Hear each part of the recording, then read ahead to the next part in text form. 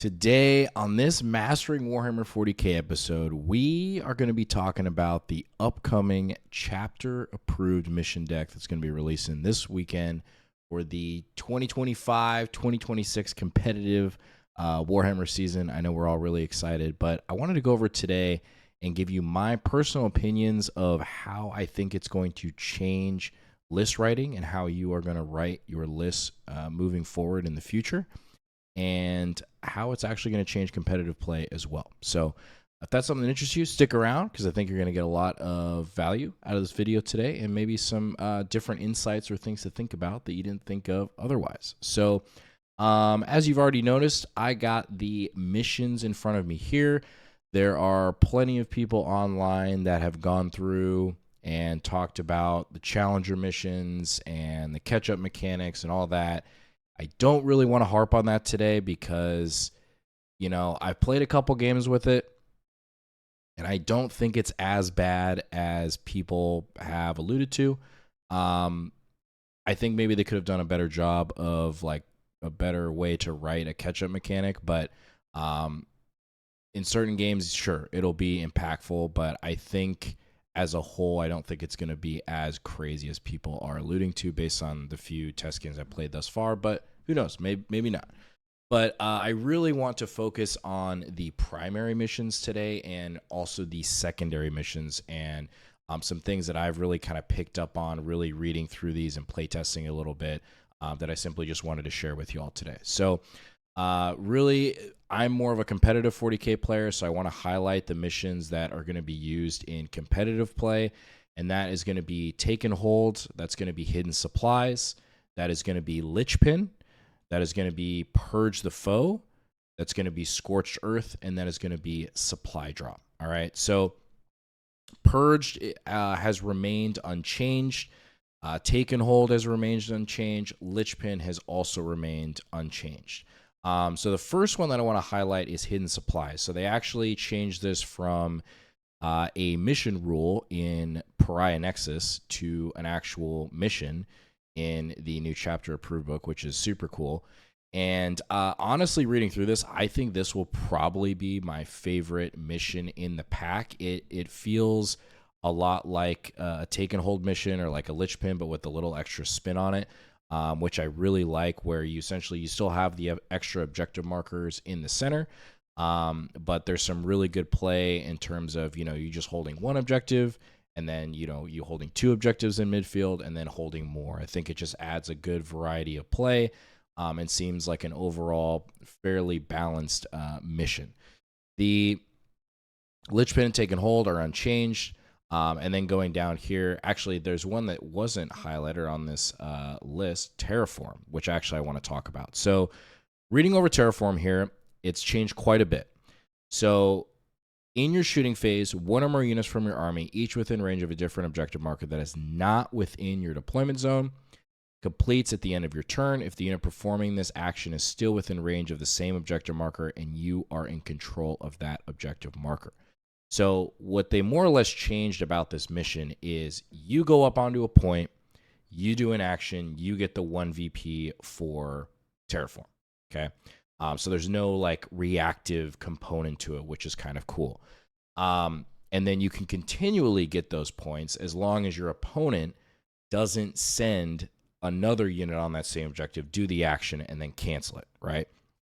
So what's interesting to point out about this is that if you have, and this is going to allude into later in the video when I talk about list design, when you have a lot of little units at your disposal early on, this could be an extremely powerful tool or powerful mission still if you're going first, because there is a reality where you could have your opponent essentially putting a small unit. I mean, I play Necrons primarily, but you can think of other units as well, like Scarabs, like Locust Destroyers, Tomb Blades, something just flayed ones that just go up, do the action, or getting them on all the objectives, and you're getting an extra 3 victory points, and then your opponent not only has to answer with 3 action units to potentially deny those points, but they also have to bear in mind that they're still going to be drawing secondaries to try to score points. So I still think Terraform overall is a very strong first turn mission. I think I do like the changes. It's not as much of a feels bad as it was written previously in terms of just blitzing the line, getting your 2 VP every turn, because 1 victory point is a lot different getting it every turn versus 2 compounding. So I do like the change. I think it's a little, I don't know if it's necessarily the most balanced mission per se. I think it definitely skews towards more like an MSU build and an army that really still likes going first. But I think it's a pretty solid change. All right. So wanted to highlight Terraform really quick, and then wanted to go over just some thoughts on Supply Drop and Scorched Earth. Supply Drop, I think, is still not like the most perfectly balanced mission. I do like the fact that at least like the central objective in the 5th battle line has to be in the center. I think that's a great change. Overall, don't really want to harp too much about that. And then they did make like a slight little tweak with Scorch Earth as well, as in terms of the timing of burning. So it's not as like second turn favored. I mean, it's still a pretty strong mission when you're going second. But I do like that little tweak as well. So I think overall, honestly, in the competitive mission, like when we're talking primary missions as a whole, I think it's really positive in my personal opinion.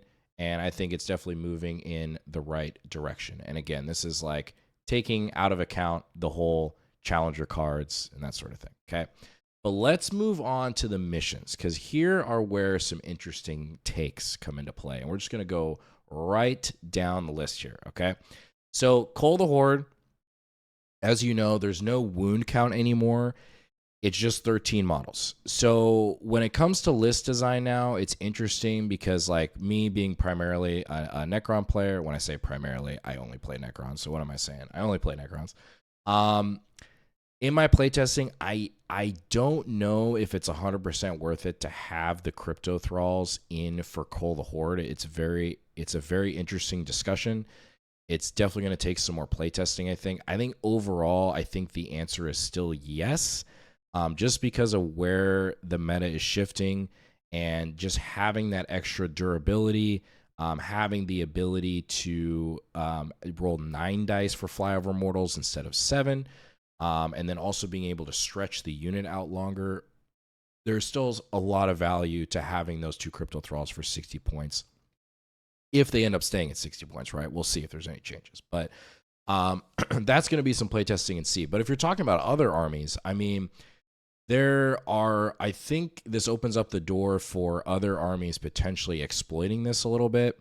Off the top of my mind, I think Guard potentially have some sort of unit that could do this. That would be interesting.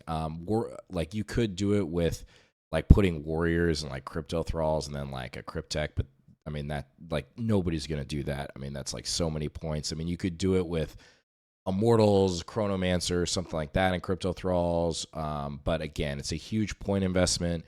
They're a great utility unit, but they just don't really do a lot outside of that in terms of damage. Like they're great in the early game, but you're just investing a lot of points for something like that. So I think overall, I think this is a good change for Call the Horde. I think I would have liked to see it at like 15 models or something and not 13, because I think there's some weird ways you can really exploit that, but we'll see. I think overall, though, I think a pretty positive change. Mark for Death, I think also overall very, very solid change. I think this one in particular doesn't really change much in terms of like list writing, but at least it's not a super feels bad when you're going first, and you can at least nominate a target that maybe you can like scoot up and kill for 2 points, and if not, then at least you can cycle it for a CP. And then if you're going bottom of turn 1, there's usually something that your opponent exposed, whether it's like a unit of scouts, some jackals or something like that, some early skirmishing piece that you can just go up and at least get 2 points out of the card instead of nothing, I think is great. Engage in all fronts is really the first one that I feel like a lot of people haven't talked about yet. But yes, this is great that you're in 2 quarters and you're scoring 1 victory point. But it really is rough because a lot of times if you drew that turn 1, it was like a nice card you could just get a free CP for, but now you basically like auto score it no matter what, because just by deploying you're in usually 2 table quarters outside of search and destroy. So when you draw this card, you're basically there's really unless you're basically getting tabled, but pretty much every time you're just going to score 1 victory point on this, which is not ideal because you can't discard the card intentionally, even if you're going to score it. So you have to score it. And there was a lot of situations where it was kind of nice in the early game just to discard it for a free CP and score something else. But it is what it is. Overall, at least you can score it. Sabotage, unchanged. It would have been kind of nice if they changed this to like recover assets where you just automatically score it. I think that would have been better, but I'm going to explain why I think they didn't do that in a little bit here with some of these other changes, okay? Storm is the same. Assassination is more or less the same. Established Locus is the same. Cleanse changed a little bit in terms of they made it more points, which I think is a very welcome change. This was one card in Pariah that in a tournament setting I usually always cycled unless it was like in the early game, because you're essentially committing 2 resources to score 4 points on 2 separate objectives. So a lot of times what it did was you're playing more aggressive than potentially maybe you wanted to, but also a big thing is you could potentially just give your opponent a free 7 points on if they draw Storm Hostile and Overwhelming Force. So I do like the change that at least if you are committing 2 units, it's 5 points, which I'm going to talk about in list design, why I think this changes a little bit, at least for me personally, why I think it's a more value at 5 points rather than at 4, okay? Area Denial, unchanged. Behind enemy lines, unchanged. Defend, unchanged. Extend went down to 4 points instead of 5, which I think is fine. That was always like an auto 5, so I think that's kind of cool. It went down a little bit. Bring it down is more or less unchanged. Let's see here. The more or less unchanged. I think it's interesting with Fix, you get the tiered approach, but I do like that they just changed this to 4 victory points for tactical. I don't know. There's pros and cons. Like it felt bad when your opponent committed a lot of resources or something to kill like a reanimator or a DDA, and that DDA is still only worth 2 points because it's 14 wounds and not 15.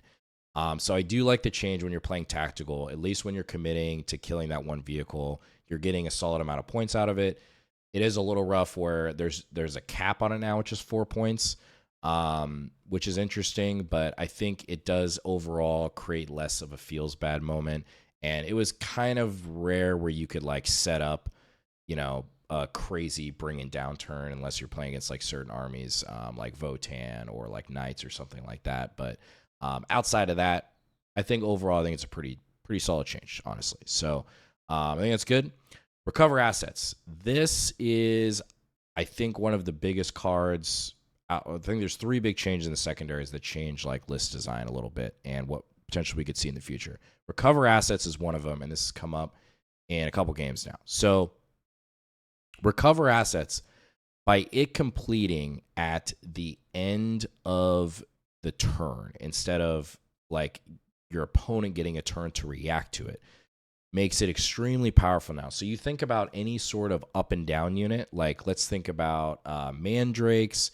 If you're playing any Vanguard detachment, in Shadow Legion, like your dogs, something like that. If you're talking about Necrons, your Ophidians, you have that unit, hypothetically. Turn 3, this has already happened once in a game already. Turn 3, turn 4, both your opponents, maybe it's a pretty brutal game. You both don't have a lot of resources left, not really screening the backfield as much anymore. Now all of a sudden these units, you can pick up like a unit of Ophidians, a unit of Mandrakes, and drop them down in your opponent's deployment zone and get 8 victory points if you drop I drew behind enemy lines and recover assets both on the same turn. And having one unit get 8 victory points for you is like awesome.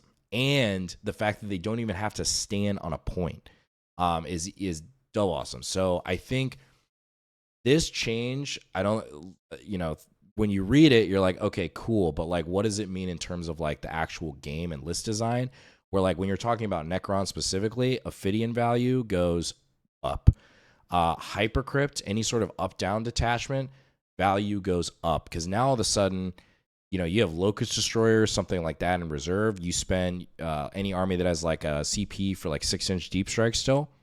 You drop some sort of cheap unit in the back, boom, easy 5 points, as long as you have like 2 other units that you can recover with, which most of the time you do. Okay.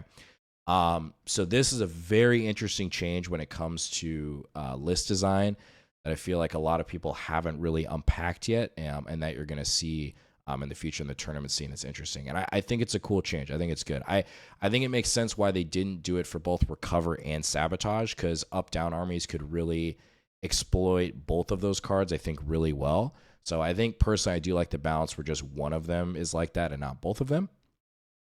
Display of Might, overall good card. I think it kind of replaces Containment in a way where I think it's very easy to set up outside of the first turn, because if you draw it first turn, then you have to shuffle it in. But turns 2, 3, 4, and 5, I think it's pretty easy to score this outside of like if you're playing a extremely low model count. So some Marine armies potentially, some sort of Knights builds maybe wouldn't score this as easily. But for most armies, this seems like kind of an automatic 4 points, which is nice. Secure No Man's Land and extend battle lines, which I think is cool. Okay. The last one that I want to talk about here, that we have to go over, overwhelming force, secure are the same, is attempting target. Okay.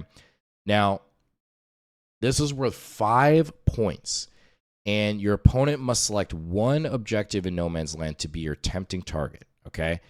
End of each player's turn. So essentially, 9 times out of 10 during a game, your opponent is going to nominate their natural expansion or the objective that is closest to their deployment zone. This is not always the case. Of course, it could be the center, depending on board state, if they, want you to go that way or they want to force resources that way. It does depend, but I'd say most of the time, they're probably going to want to have it on their natural expansion. So it begs the question, do you have units in your list that can effectively reach your opponent's natural expansion?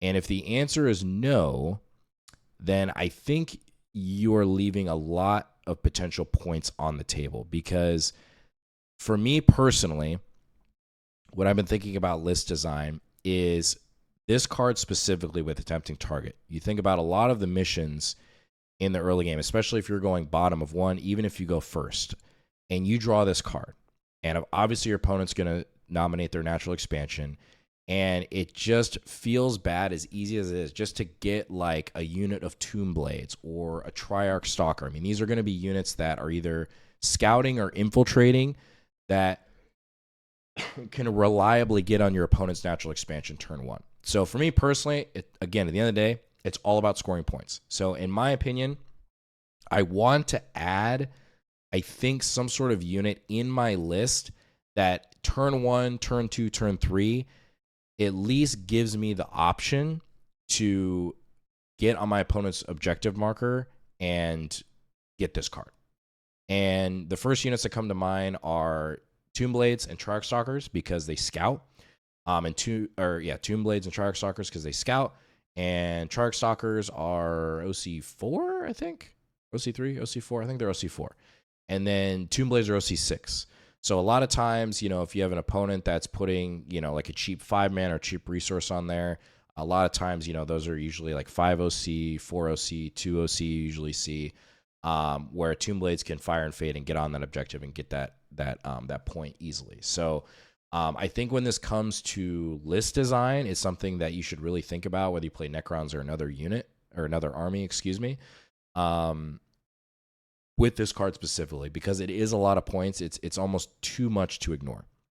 And on top of that, if you think about it in terms of, if you go bottom of one, let's say you're playing Take and Hold, they put 4 OC on their natural expansion, and I move up a unit of Tomb Blades on that objective marker, that's essentially a 10-point swing, because not only am I denying their natural expansion, but I'm also scoring this card for 5 points, and I'll take that all day, right? And you're screening, move blocking, doing all that sort of stuff too. So very big addition here that I think has not been unpacked as much yet to think about.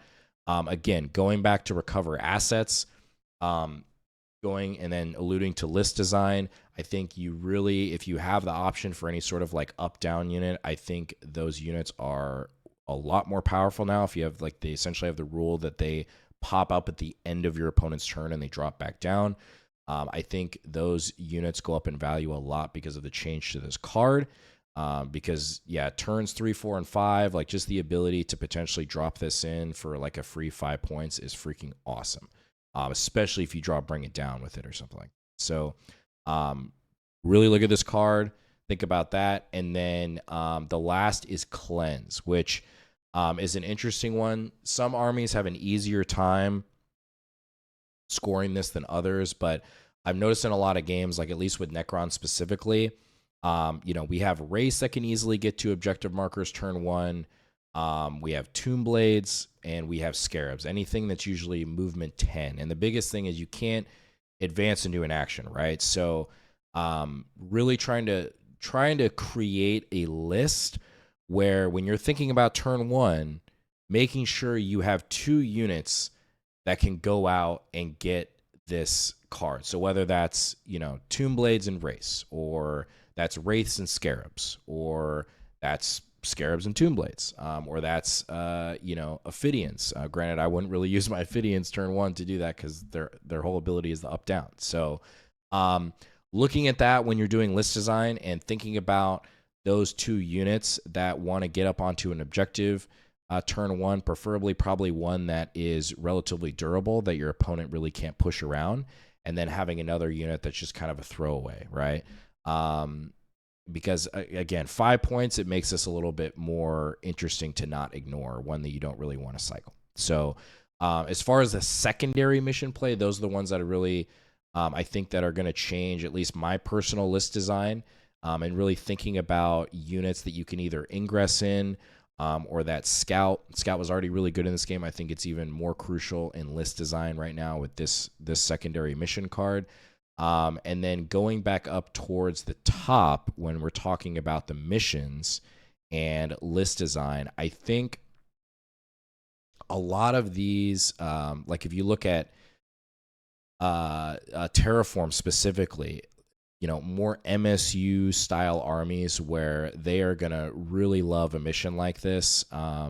I have always leaned more into having like more of an MSU style approach rather than, playing something like Knights or Custodes or Marines where you don't have as many units. That's just like a style choice.